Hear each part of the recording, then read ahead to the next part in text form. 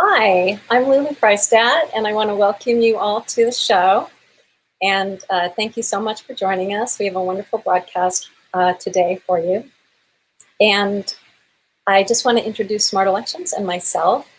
Smart Elections is a non-partisan nonprofit that I formed with colleagues last year in order to elevate election reform to an urgent national priority. And we focus especially on election security because we feel like it is really ground zero for the work that needs to be done. And also it's my area of expertise. I'm an election security journalist. And you can find out more about us on our website, of course. And our website is smartelections.us. And if you want to follow me on Twitter, it's at Lulu Freistad. And if you want to hear more about the past forums that we did, this is our 5th forum, and we had 4 forums prior to this. We're really addressing this as a kind of a curriculum to teach people about the voting systems.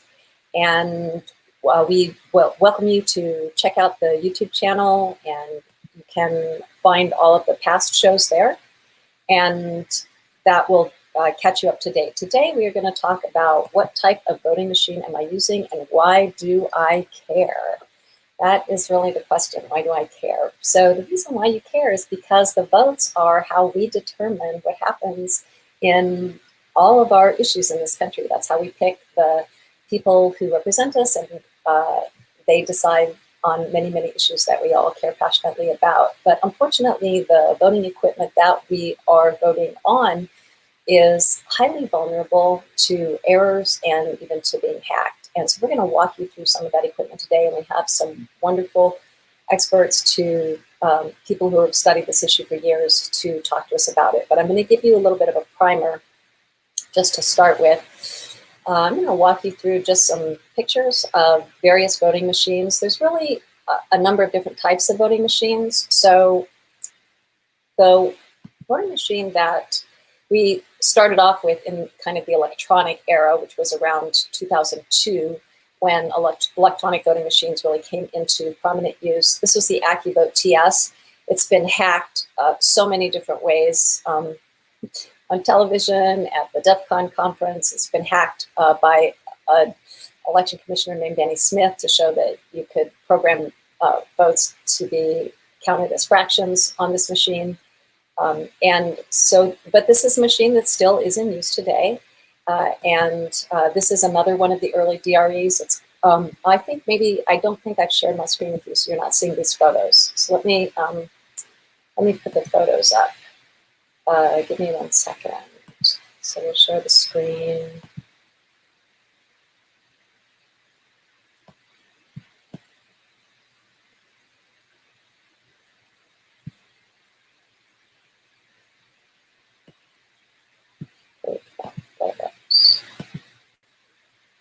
Okay, now you should be able to see those.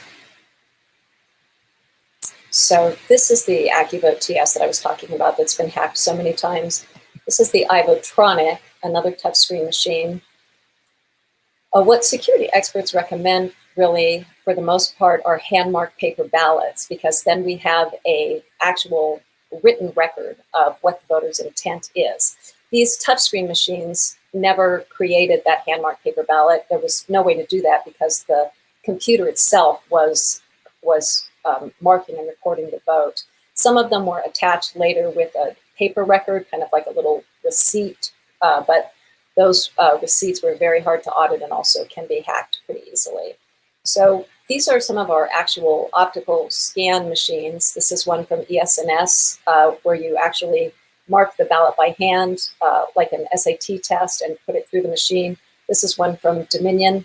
We had a little a question on our flyer, which was if you could tell this machine from this machine, and this machine from this machine. One of them is considered a disaster by security experts. This is the Dominion ICE, and this is a scanner from Dominion called the ImageCast Precinct. So I'm going to stop sharing for a minute and just see if see if anybody in our comment section is able to tell us which one of those machines is the disaster. Is it the Dominion ICE or is it the Dominion Image Cast Precinct? We have some comments here. Are we starting 7:04? Can someone type into the comments on YouTube if you can hear us and see us? I would hope that you can see us because we've been going for several minutes now. Hi, Laura, Poughkeepsie, New York. We're definitely hearing you. Okay, so I'm going to assume that you are hearing us. So does anybody in the audience know which one of those? Whether, great, we got a loud and clear. Okay. Yes, we got a correct answer from Eileen Nakamura, who's going to lead one of our breakout sessions later. So exactly, the Dominion ICE is the one that is considered a disaster by, was called that by computer science professor Andrew Appel, and the Dominion Image Cast Precinct, which is a standard scanner, is considered fairly reliable, although all voting machines are computers and they can be hacked. So, but the reason, the difference, and this is something that is really important, the difference between, for example, the Image Cast Precinct and the Image Cast ICE, these are two iterations of a voting machine that were both developed by Dominion, but one of them, all that happens is that the machine scans your ballot. So that's, nothing else is going on in that machine except scanning the ballot. When they developed the ICE machine, they also put a printer in the machine. So that machine can print and scan ballots, and therefore the printer has the ability to change the ballot. And so that's why it's considered risky. So there you have two machines, same vendor. One is more risky because it has a printer and a scanner together. And security experts do not recommend that. What they want are scanners and printers totally separate. So I want to show you, I'm going to show you a video of one of the old DRE machines, and you can see exactly how vulnerable it is. But I think one of the key things that we're thinking about when we think about voting machines, there's a lot of different voting machines on the market, but it's not as complicated as it seems. There are four main vendors. That's ES&S, Dominion, Hart InterCivic, and Clear Ballot. And two of them, ES&S and Dominion, have 80% of the market. That means most likely your voting machine is going to be made by one of those two vendors. And they basically have kind of three different types of machines. They have scanners, they have ballot marking devices that are usually touchscreen machines or have some sort of mechanism to help voters with disabilities, and they have what's called hybrids that kind of combine those. All of them are vulnerable to hackers because they're all computers, and all computers can be hacked. But the reason why some machines are considered more reliable and less of a risk than others is because certain machines will have a way to recover from a hack. And this is a really important question that a really important concept that I'm gonna bring up here. What does it mean to recover from a hack? What that means is that if the machine is hacked, or if it makes errors, if it makes programming mistakes, is there some way for us to know? And is there some way for us to recover, for us to find out how voters actually voted, who they wanted to win that election? When you have a system that uses hand-marked paper ballots, then if there is some problem with the machine, the way it counted, if it was hacked or made mistakes, you can always go back and read those hand-marked paper ballots. You can count them by hand in public and find out what the actual results of the election are. That's what it means to recover from a hack. Some voting machines, like a touchscreen machine or a hybrid machine, do not have that ability. You really can't recover because you can't ever have confidence that the ballot that was created either by the computer or a ballot that was created by a voter but then could have been changed by the computer, you don't actually have that confidence that the vote is what the voter intended. And that's why at that point you can't recover from a hack. So we're going to show you what machines security experts recommend, and which ones they don't recommend and why. And so we're going to start out by just watching a video. And this is a video that I produced around 2018 about voting machines in Ohio, and many of them had a lot of problems. So just bear with me here. I'm going to share my screen with you.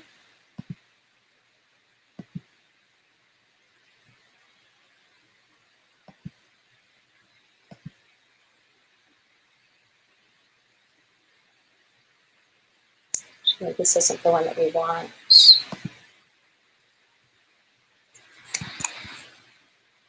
We want this one.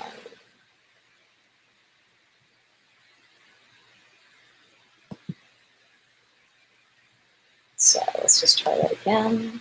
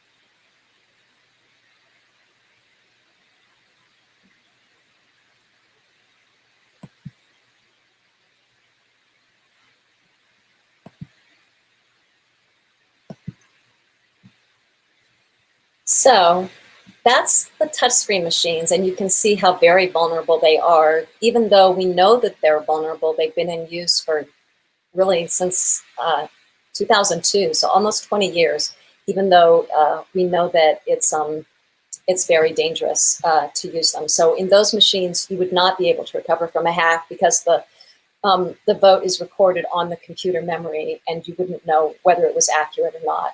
So I'm going to introduce Emily Levy now. And hi, Emily. Hi, Lulu. There was no sound on the video. And oh, dear. So do you want to play it again? Yeah, let's play it again. I'm Okay. sorry about that. Okay, thank you.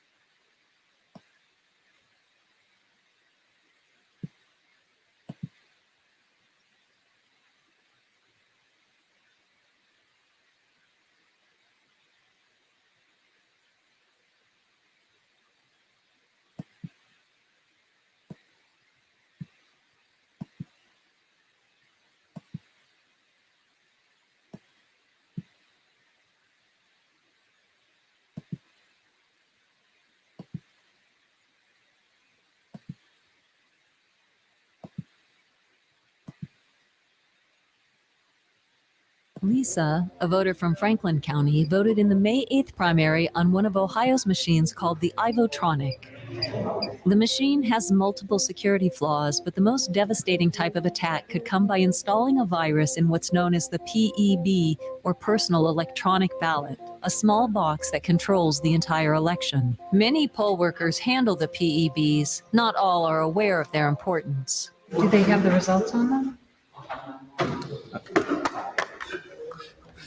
I'm not sure if they do or not. Those yellow cards have the results from each machine.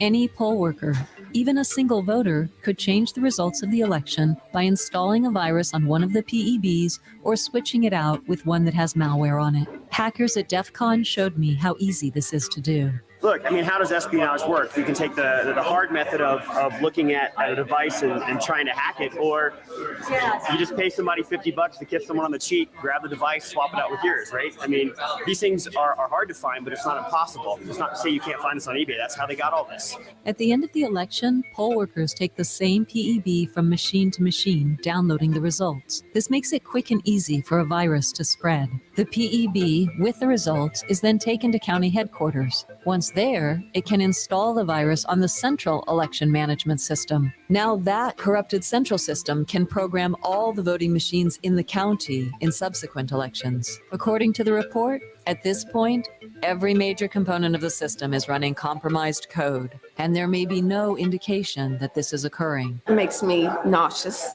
ES&S, the manufacturer of the iVotronic, was asked for comment but did not respond. Once on the machine, the virus is able to change votes for candidates as voters make their selections. Election officials say the process is more secure because there is a paper trail attached to the machine where voters can check that their selections have been recorded accurately. But studies have shown that most voters do not check the paper trail. Did you have a piece of paper at the end that showed you who you had voted for? No. It shows it on the screen. It's not an actual piece of paper.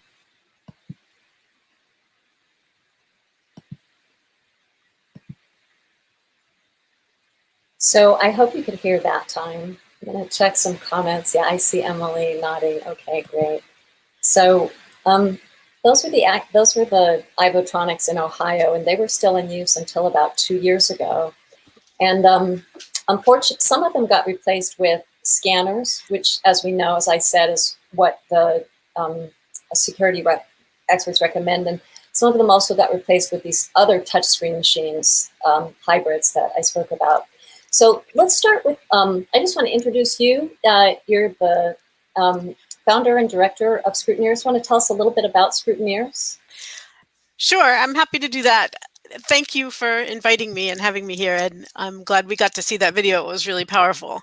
Scrutineers is a brand new, since January, election protection organization, online community that's designed to train people who are new to election protection work in information that they need and ways to go about protecting the elections, many of which can be done from home, and connect people with more experienced folks who are already working to protect the elections and need more help, or support people to do their own election protection projects where they live or in other jurisdictions that they're concerned about. Like, I know there's a lot of people who want to volunteer in the swing states this year, even if they don't live there. And that's possible because a lot of the election protection work can be done from home. So like I said, we're an online community. Anybody can join at scrutineers.org. We host trainings. We have discussion groups that people can connect with other people in their state or territory. We have all sorts of events going on. Last night we did an interview with Jonathan Simon, the author of Code Red, which was a really engaged, I thought it was an amazing conversation that we had. And so there's so much that people need to learn in order to be effective at protecting elections. And there really, until now, hasn't been a place that people could go and really learn all the different pieces. You're doing some great trainings on these forums, and we're covering some of the same topics and tend to break them down and go more in depth in some of our trainings, and we have some broad trainings as well. So I think it complements what you're doing here really well, and I hope many folks I see on the chat are actually already members of Scrutineers. We currently have 600 members, and we're building toward 10,000 or more by the general election. Awesome. I think one of the things that's really interesting is the term election protection. I think historically, election protection has been used in a way to talk about voter protection, making sure that voters can vote and making sure that there isn't voter suppression. I think that's been the traditional use of election protection. But what I think our groups are focusing more, in addition to that, is really protecting the election itself to make sure that the votes are counted accurately, to make sure that there's a way for the public to have confidence in the votes. And I think it's kind of a new, expanded interpretation and a more accurate interpretation of the term election protection.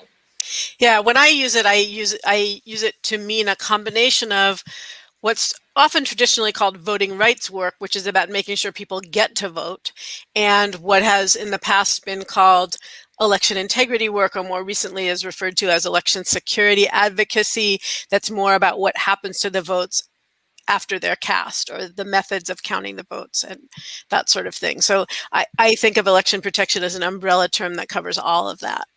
Cool. So let's go back to talking about the equipment and why. Let's talk about, I particularly want to ask you about the difference between optical scanners and digital scanners, because this is kind of like a detail that I think confuses people. Sometimes you hear these scanners, which is where we take usually a paper ballot and feed it into a machine that counts it, that tabulates it. And sometimes they're called optical scanners and sometimes digital, but there is actually a distinct difference. And do you want to just explain that to us? Yeah, and I think why it's important is that one of the key tools that we have right now for protecting elections is using a piece of evidence that's only created by the digital scanners. So it's important to understand the difference, because if you want to use this method of protecting the elections, you have to make sure that the evidence that we need in order to use that method is actually created by the system that you're using. So with an optical scanner, when a paper ballot is fed into it, it uses an optical technology where light is shined on the ballot to determine whether the circle is filled in, or whatever the particular method of marking that ballot is. With a digital scanner, the scanner actually takes a digital image of every vote, and of every ballot rather, and it counts the votes on the images rather than the votes on the ballots. So I just want to stop you for a minute and make this really clear. So what Emily's talking about are what's called digital ballot images. It's a photograph of the ballot. So digital scanners are able to take a photograph of the ballot, and then sometimes advocates or candidates can request those digital ballot images and count them, right? Right. So many of us in the past have tried to verify elections that are counted by computers when there are paper ballots, by getting a hold of those paper ballots and counting the votes on them. But it's very, very hard to get, somewhat understandably, even though they are records that are held of public elections. Understandably, election officials are nervous about letting anybody handle them because they are primary evidence. With the digital scanners, they have this set of ballot images that represents all the ballots in the election. And because they're digital, just like you can make a copy of any photo that's on your smartphone and send it to somebody, you still have it when you do that, right? So you're not giving it away by letting somebody else see it. The same thing can happen with these digital ballot images. They can be posted online by the elections offices, or they can be put onto a thumb drive or another, what's the generic term for that? Like removable storage from a computer, and given to candidates who want to verify the votes in their races, given to communities, given to political parties. Whoever wants them, we believe, should be able to get a copy of them and then count the votes on that copy. Now, if you find problems with that count, if it's really different from the count, from the official count, then that gives us reason to say you really need to let us see the paper ballots because we think there's a problem there. If you don't see a problem, it doesn't necessarily mean that there isn't one. So let me just break in here a minute. Okay, so we just want to clarify that. So, and one thing I just want to go back, you said that some counties can put these online, and some counties actually are putting them online. Mm-hmm. So Dane County, Wisconsin, which is Madison, Wisconsin, where one of our guests tonight, Karen McKim, is from, they are actually putting those digital ballot images online. And I talked to them earlier this year. They aren't quite using the protocols that we would need them to use for them to be absolutely as useful as possible. For example, we need the the digital ballot images to have the same chain of custody that paper ballots have, so that they're under observation at all times. We also need them marked with a unique identifying number, and that number has to correspond to the number on the paper ballot so that you can always go back and check that the digital image hasn't been changed in some way. Digital images, like other digital photography, can be changed. So a digital ballot image is not as reliable as a paper ballot, but it is a way for advocates and candidates to start to check the elections in something that has been difficult before now. Very, very well said, and really important points. And one other thing I will just say quickly without getting into the details of it is that in some cases, we're also able to get a spreadsheet that goes with the digital ballot images that has a row for every voter's votes without identifying the voter, and a column for every race on the election. And that allows us to analyze the votes and check for some things like undervotes and overvotes just by using the sorting tools that are built into a spreadsheet. So there's some things besides going through and counting every ballot that we can do when we get this information. Right, and that, what you're talking about, is called a cast vote record. Sometimes it's called that, and sometimes it's called other things. Okay. Unfortunately, it's not always called the same thing.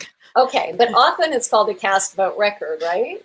Yes, and there's something else that's called a cast vote record too, just to confuse things. So Okay. People need to look into this and understand it further before they actually do it. So let's not try to cover that now.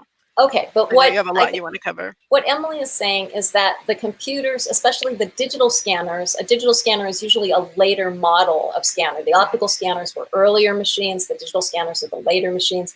And that DS, like when you see a model from an ES&S that says DS200, that's what DS stands for, digital scanner. I remember the first time, Emily, that you told me that. I was like, how do you know it's digital? And you were like, DS, it stands for digital scanner. So, or like the ES&S, the DS850, which is their high-speed scanner, it stands for digital scanner 850. So all of those DS digital scanners can make digital ballot images. Some states have outlawed giving those to the public. For example, in New York, it's illegal. And that's one of the things that we're fighting here in New York. We'd like those to California as well. Available to the public. Yeah, so that's a problem. So I'm going to thank you so much for joining us, and I'm going to ask you one more question. So even though scanners are and hand-marked paper ballots are the recommended systems from security experts, can a scanner be hacked as well? This, is a scanner vulnerable to hacking? Absolutely. Right, and because of that, that's why we always need to audit with the paper ballots, is because all of the machines are computers and are vulnerable to hacking. Yep. And I think it's important for people to know as well that with all the focus on vote by mail or receiving your ballot by mail, marking it and delivering it this year, that those paper ballots are also counted by scanners. Right, and actually I have a little bit of video of one of the high-speed scanners that I think it would be fun to just look at, just so you kind of get a sense of it. So see if I can actually do it correctly this time. Okay, I'll give you thumbs up or thumbs down whether the sound is on or off. Okay? Okay. You don't really need so much sound on this, but this is just a really quick clip.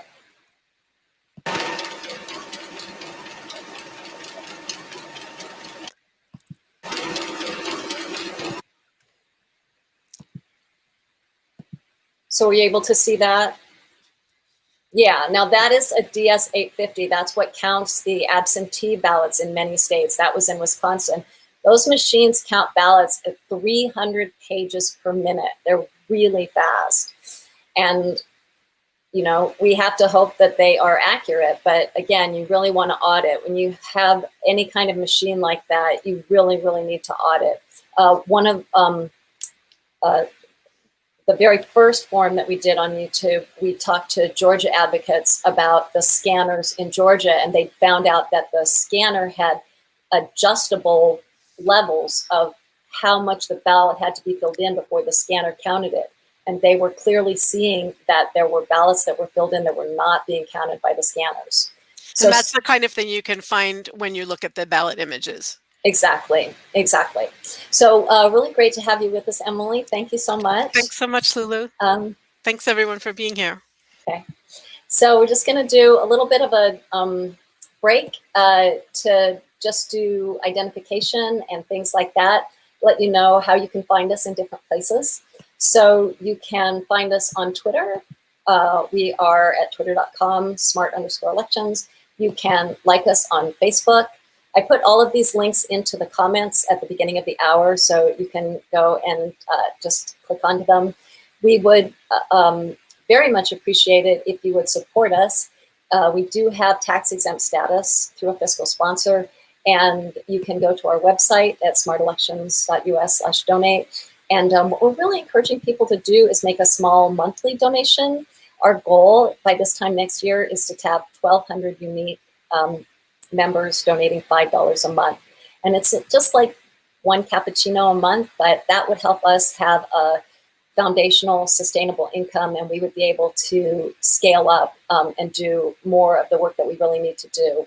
We are currently trying to train thousands of advocates to do election protection work, and we need more support.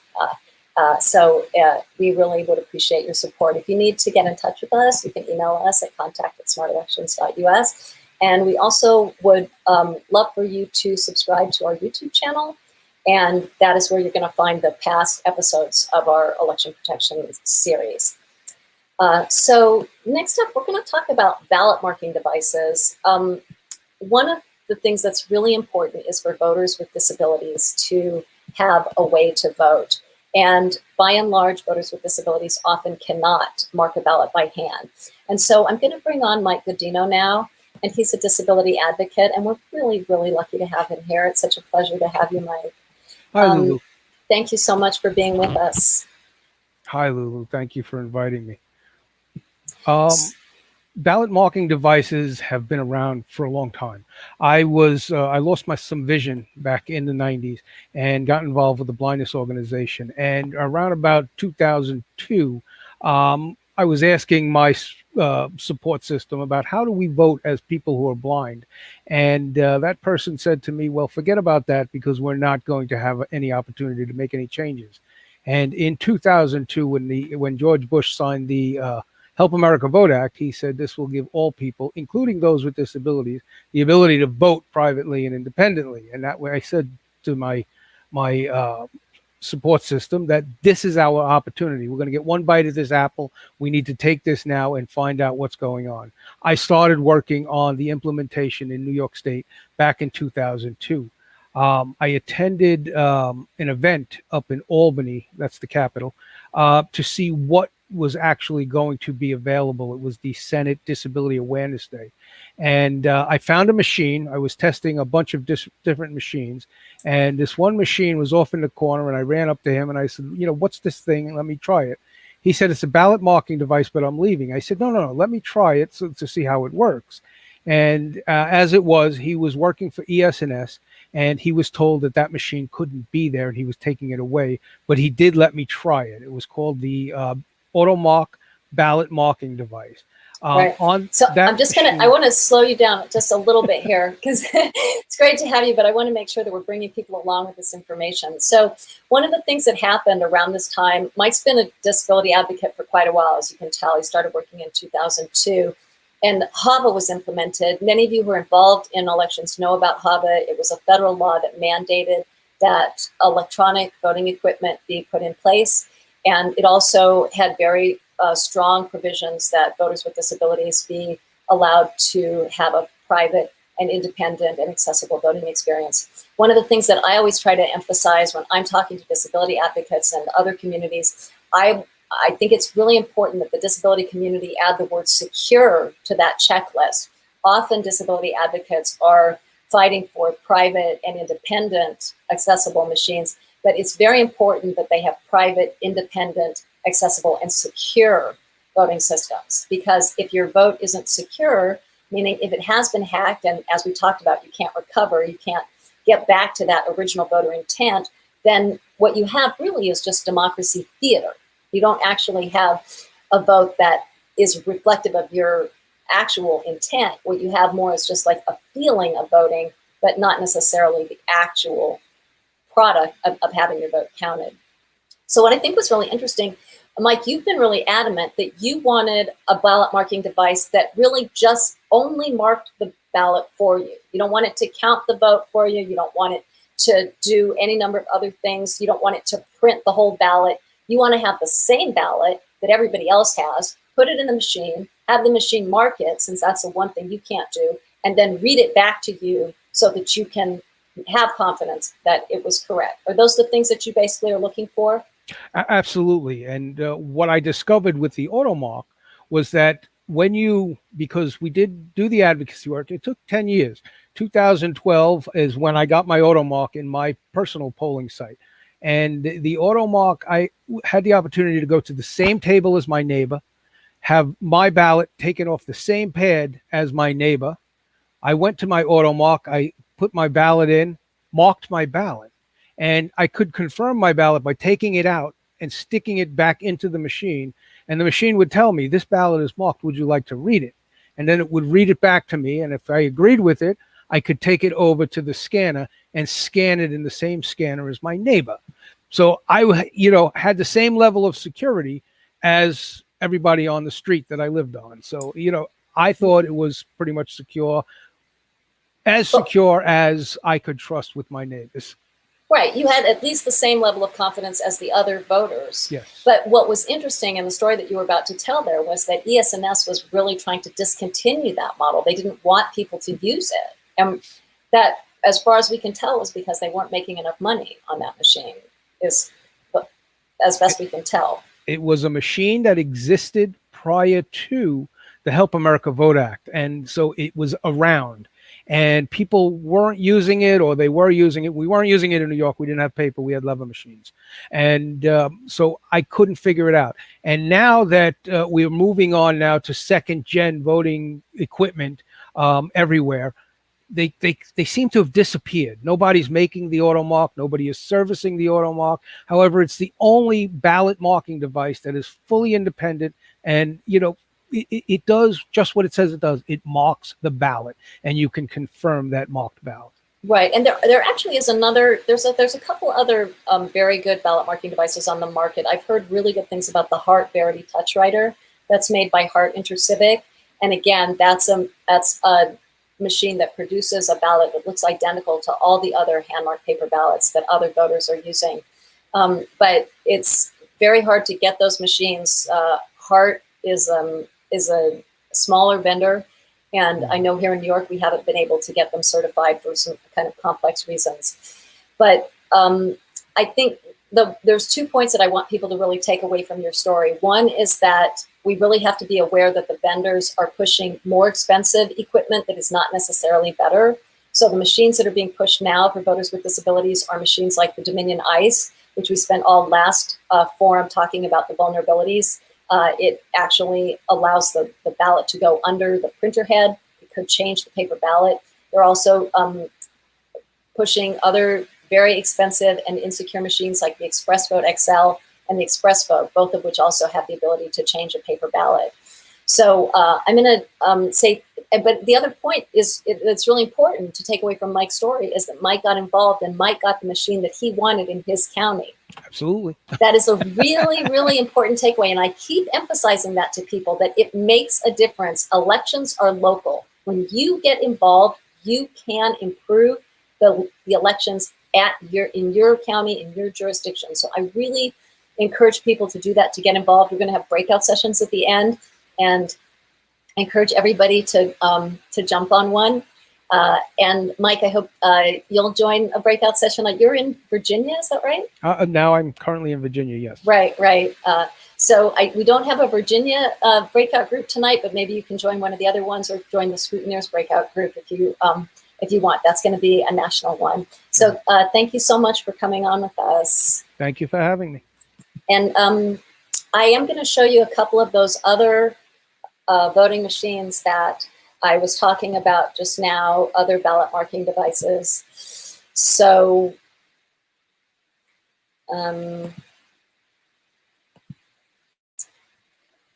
this is the Dominion ImageCast precinct. We looked at that, and we looked at the ICE, and we understood. This is another Dominion machine. This is the central scanner. So we looked at that we looked at the machine that was like really super fast from ES&S, the high-speed scanner. This is the Dominion version of that scanner. And I just want to make sure that you're seeing these. Yeah, it looks like you are. And I want to show you a couple other photos. So this is another high-speed scanner, but it's a much older version. This is the ES&S 650 that was used prior to the 850. It's still in use in about 12 states. This machine is so easy to hack. I wonder if you can, I want you to take a look at the machine, and you can see right on the front of it, there's this opening. That's an opening where you can put a zip disk in. If you put a zip disk into that machine will, any program that you have on your zip disk, the machine will just automatically take it and think that it's intended for use. And you can literally reprogram the machine by putting a zip disk in it in about, 20 seconds. And then you can put a program to count votes the way you want those votes counted. So it's a very problematic machine, and it's still in use in some of the most important swing states. I looked up today, it's in use in North Carolina and Ohio both. Some of the other machines that we've been talking about, this is kind of what the voting machines look like on the inside. This is the guts of the machine, the motherboard. They're just computers. It's really, really important to understand that they're just computers, and they can be reprogrammed like any other computer. These are some of the new hybrid machines that I talked about with Mike. This is what they're pushing for ballot marking devices now. This is the Express Vote XL. This can print a different candidate than what you select. It also counts votes with barcodes, and we're going to talk next to Garland Favorito about why that's a problem. This is another one of the newer expensive touchscreen voting machines that they use as ballot marking devices. The vendors are marketing these machines now for use by all voters, not just by voters with disabilities. And they really like that because the counties have to purchase more of these machines. If everybody's voting on a touchscreen machine, you need a lot more machines than if you have hand-marked paper ballots that are used, and then people just feed those hand-marked ballots into one scanner. You might need 3, 4, 8 touchscreen machines to serve the same number of voters. So the vendors make a lot more money on those touchscreen machines, and they're much, much more vulnerable. So I'm going to introduce Garland Favorito now, and let's take our banner down. Hi, Garland. Pleasure to have you here. So let's talk a little bit about some of those ballot marking devices, because you did a lot of work on the ballot marking devices and comparing them. So there were, you're with a group called Voter GA. That's right. And we've been an election integrity advocate group for about 15, 16 years. And we have been working, trying to get the legislature off of bad ballot marking devices and onto good ones. And that's why I did this study. But you mentioned last time beautifully about the problem with the ICE, image cast evolution machine, and how it is doesn't have an independent scanner and an independent tabulator. And you explained why that's a problem and how it can literally add votes after the voter has cast their ballot. Right, but I'm going to actually move you over to the Dominion ICX, because that's the machine that I know they bought in Georgia. Right, and that's what I was going to say. So that's okay. One problem. But the problem that we have in Georgia is the ICX, which is a completely different type of machine, which has limitations that the ICE does not have. So, for example, the ICX places all of the votes in a barcode that the voter cannot verify. So when it produces the paper trail, those selections cannot be verified by the voter. So it's a 100% unverifiable system because the votes are accumulated that are in the barcode. The other problem with the machine is it doesn't produce a full ballot. It only produces selection summaries. And it doesn't have all the race information, your unselected candidates, your referendum language. So there really is no way to audit and verify that ballot before you cast it.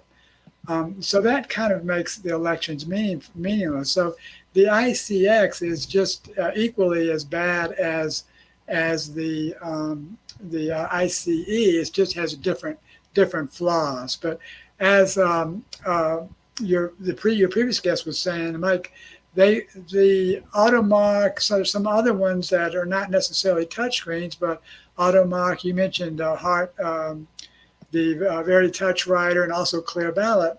They don't have those kinds of problems. They will produce a full ballot and no barcodes in votes, and they're completely independent. So we produced a chart of all the commercially available ballot marking devices and how they stack up in terms of independence, clarity, and completeness of the ballots that they're producing.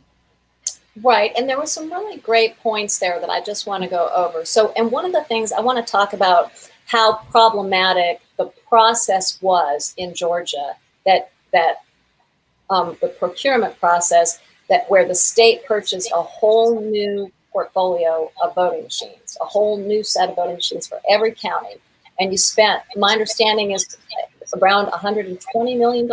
Is that the estimate? Yeah, and that's just the initial purpose, the initial purchase. That doesn't include the ongoing maintenance, which over 10 years is another $150 million. And it doesn't include the interest on the bond. They financed the equipment for 20 years, but it only has a 10-year shelf life.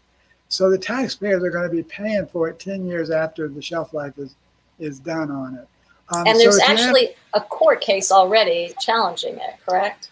Yes, there's a court case with two different sets of plaintiffs, both challenging the legitimacy of the new system that is costing taxpayers over $300 million in over 10 years, because it has all the same flaws as the original DREs in terms of verifiability, auditability, and recount capabilities. Currently, the way that it's been implemented, no audits on anything but statewide and federal races, and those are not using correct audit techniques. They're using risk limit auditing, which Dr. Stark, the inventor, has said will not work on a ballot marking device, at least a touchscreen, because you can't audit what the touchscreen shows to the voter.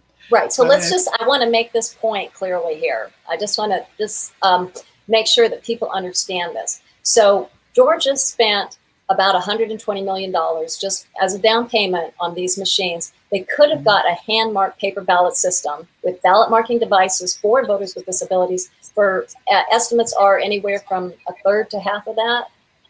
That's exactly right, Lily. Almost a third to half. And the other option is we could have got ballot on demand, still for only half, 2/3. So there were much less expensive options, but absolutely. We know that there were more verifiable options, but there was a very tight and more secure, cozy relationship between the Secretary of State, the governor, and the vendors, kind of like a revolving door of officials who were either working for the Georgia government or working for the vendor, going back and forth. They were very friendly with the different vendors, right? Yeah, I was actually in a meeting with the chairman of the evaluation committee, and we were recommending, ironically, AutoMark, which you just heard about. And they literally called the vendor while we were in the office, or right after that. And I think we're still in the office, really.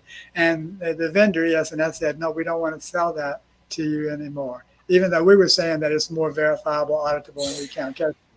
Okay, I think that pretty much speaks for itself. So what we've got there in Georgia is a system that costs 2 or 3 times as much as it needed to, is not verifiable because it's the computer that is producing the ballot, not the voter. So even though they're doing audits, the audits are meaningless basically because they're auditing a ballot that you cannot actually trust. And the machines were highly protested by many people, the new machines. That's right. Literally hundreds of people testified to both the Safe Voting System Commission and the legislative committees. Hundreds in both cases explained all the issues that we're talking about right now, and the legislators completely ignored us. Right, as a and you wound up with these touch screen machines that produce votes that are encoded in barcodes. So thank you so much for being with us and for sharing that information. We're going to bring on now Dwight Shellman, who is in the Division of Elections in Colorado.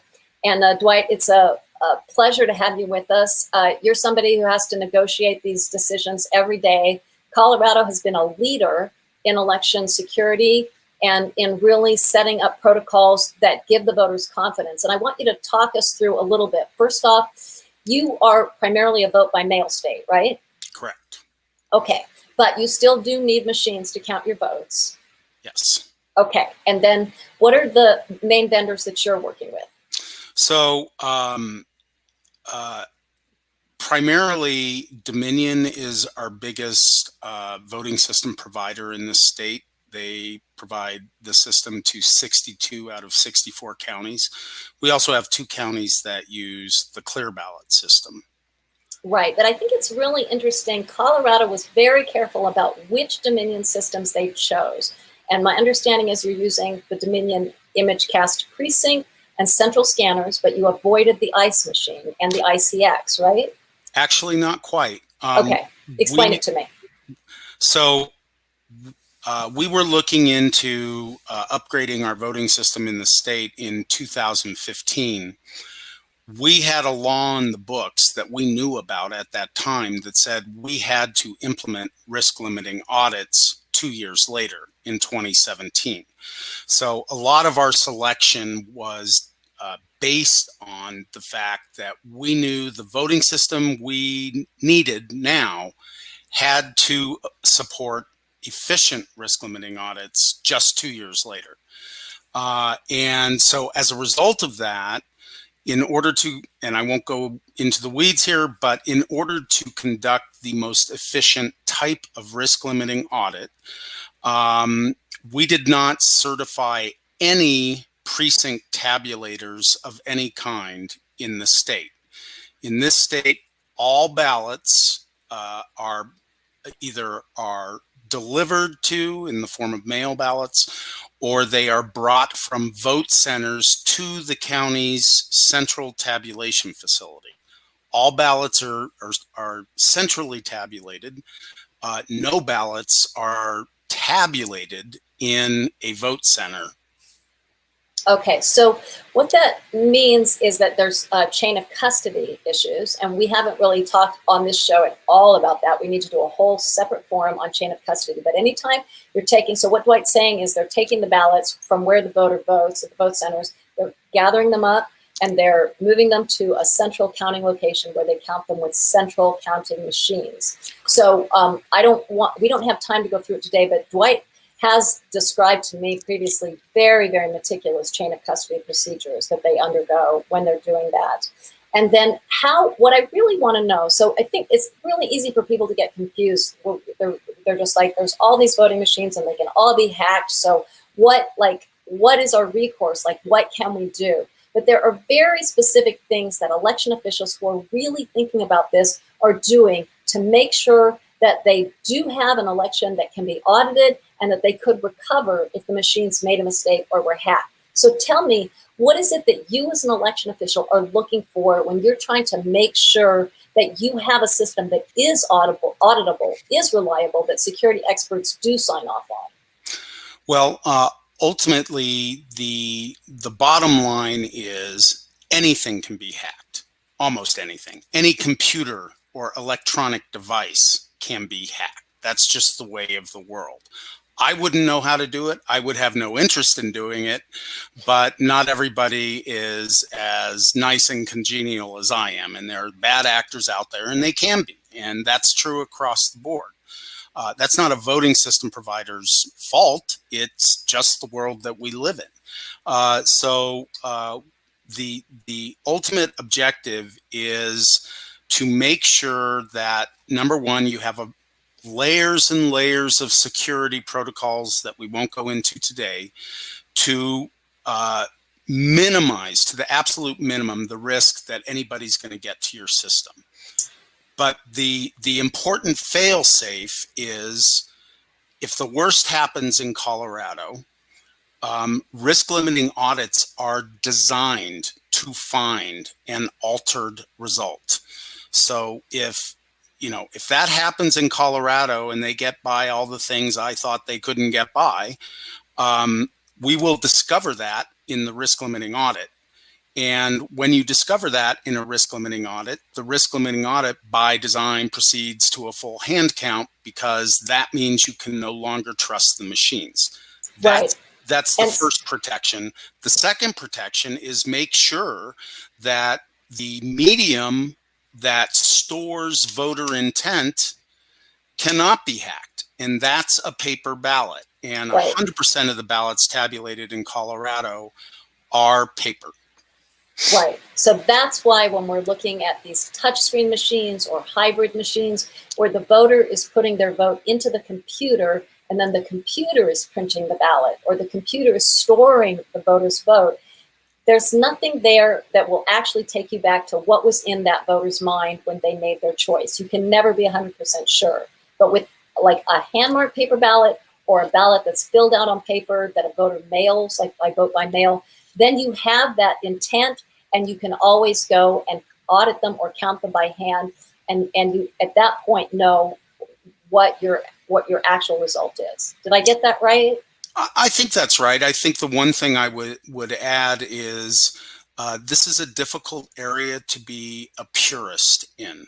The bottom line is it's legally required, and I think a moral imperative, that we run elections that are accessible to persons with disabilities. Paper is not an accessible medium. And so ballot marking devices are intended to provide that accessibility. Colorado law doesn't prohibit or doesn't limit the use of ballot marking devices to disabled persons. Anybody can use them.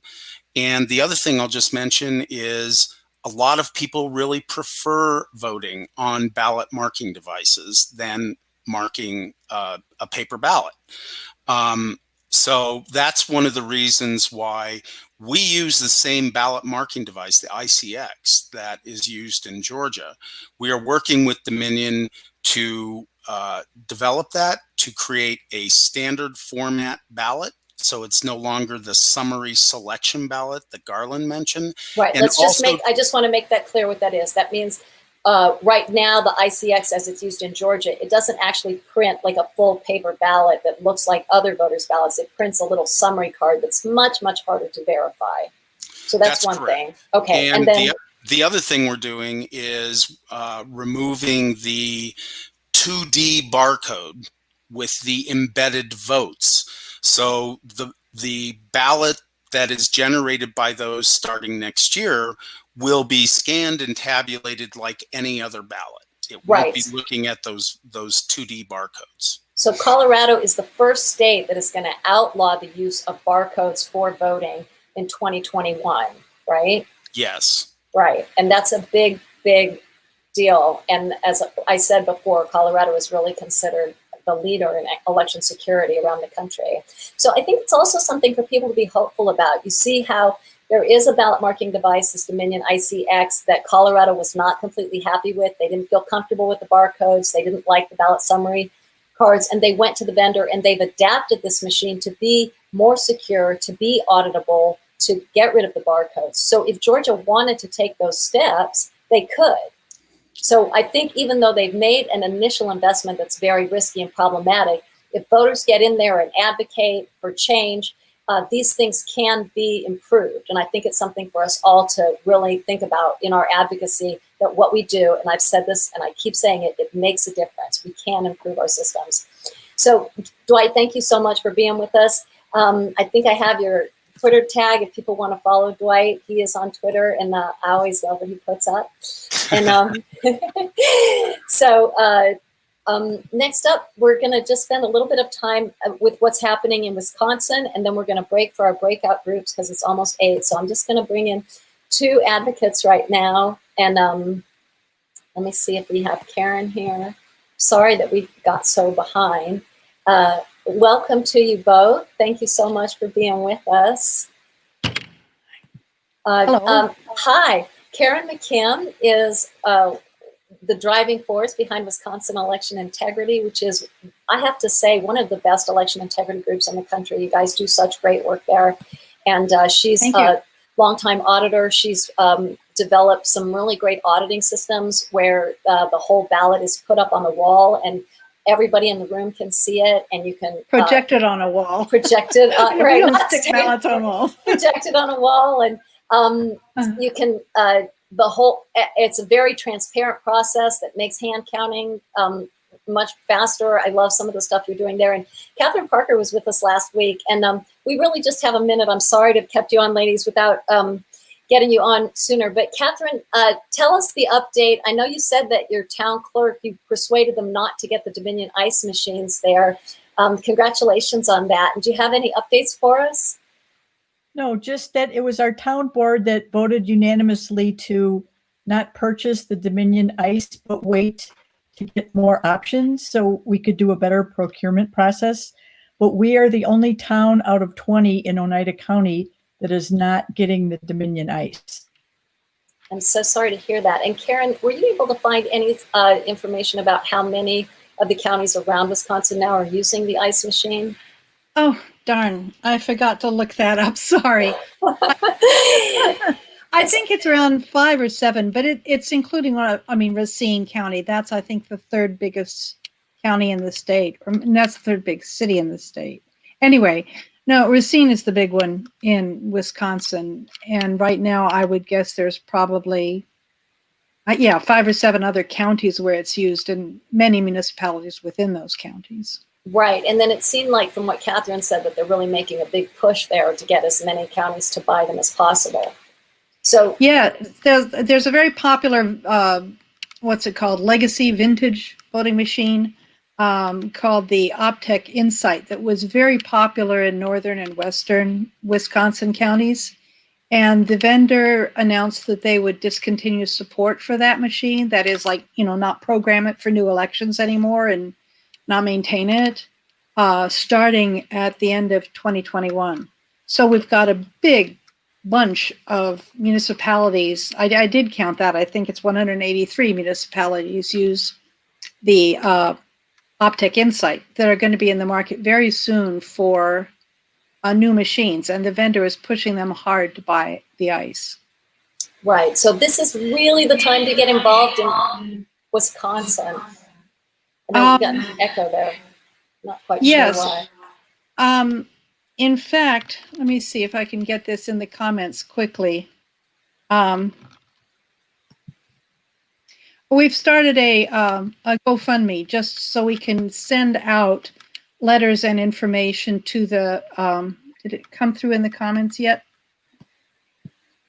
I'm not seeing, but you know what? We're going to go to our breakout groups, and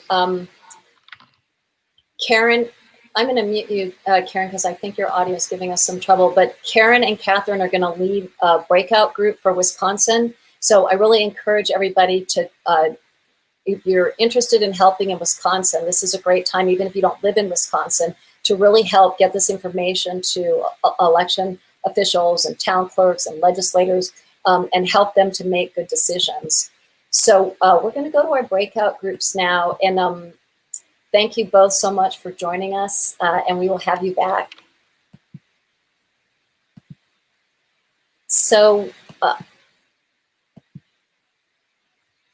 I want to make sure that people know how to get to the breakout groups, because we had some trouble last time. So I'm going to do my best to share the screen and show you where you can sign up. I can see that a couple people have signed up, but not that many yet. So we have about 80 people on the call right now. So I hope many people will go to a breakout group. And this is what I'm going to do. I'm going to share my screen. And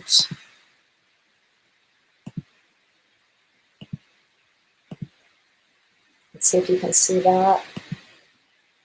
Yeah, it looks like you can see that. So, okay, so this is a Google Doc that I created. And I'm going to put that link into the chat right now.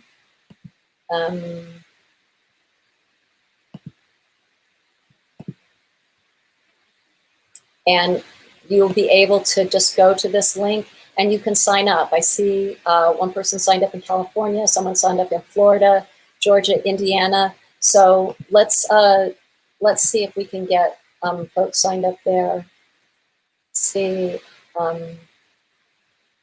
put that link into the chat. Great. I just put it into the chat, the link where you can sign up on this Google Doc, and I would love to see people signing up for a breakout group. That way you can get together with other people in your region. And we've got one for national. That's Emily Levy's leading that. And all of these links were sent out. If you registered, you got the Zoom links. I'm going to be leading one in New York. There's one in Florida. There's one in Georgia. There's one in Indiana. There's one in New Jersey. There's one in New York. Carol's going to be there. Awesome. Hi, Carol. North Carolina, Christian's going to be there. That's hosted by Lynn Bernstein. In Wisconsin, Karen and Catherine are going to host it. So I'm just going to give this a minute or two and see if people can start to sign up there. Can you put in the comments if you're planning on getting into there? Laura, I figured I would log in after we ended here. Sure. Lulu put links into the chat. The Zoom links, I cannot put the Zoom links into the chat. I don't really think that that is appropriate, but if you go to our Eventbrite page, I'm going to put the link for the Eventbrite page up into the chat. And all of the Zoom links are there at the Eventbrite page. So go there. Mark Smith, the breakout group should be in the emails when we registered. They were sent out to you today. Anybody who registered was sent the Zoom links. But as I said, they are all at the Eventbrite page. So even if you didn't get one, go ahead and just go to the Eventbrite page and find your Zoom link there. I can see that people are signing up. One person who signed up in California is Trent Lange, and I'm really excited about that. I'm going to just stop the screen for a minute and tell you guys a little bit about Trent and what he's up to. Trent runs a group in California, and he has PhD, president and executive director of California Clean Money Campaign. He's done a tremendous amount of good work in California, and he emailed me today. He said, I just found out about the new security reviews of the LA BSAP system, the functional test reports on the modified LA BSAP system 2.1. So for people who don't know, they're like, whoa, what is that? Gobbledygook. So the BSAP is the Voting Solutions for All People. It's a system in LA that they spent $300 million on and developed over 10 years, and it was a fiasco in LA. You had lines that were 3 hours long and e-poll books that didn't work, and a lot of machinery that didn't work. It failed numerous security tests. So Trent has been involved in trying to improve that system. And so people who are going to go to the California breakout group, Trent is going to be there to talk to you about that. That is really important work that needs to happen right now. There's going to be a hearing on it on August 31st. So I just want to see if a few more people signed up on those breakout sheets. I'm seeing a few people, not that many. Oh, Ian signed up in Wisconsin. That's fantastic. Okay, so I'm going to end our broadcast here and hope that all of you are going to be on the Zoom calls. Again, I'm Lulu Freistat. You can follow me on Twitter at Lulu Freistat, and you can go to smartelections.us and sign up for our email list, and we will keep you posted on forums. We're going to have one coming up 2 weeks from tonight. Put it in your calendar. That one is going to be on voting machine vendors. And we look forward to seeing you back here then. Thank you all so much for being with us.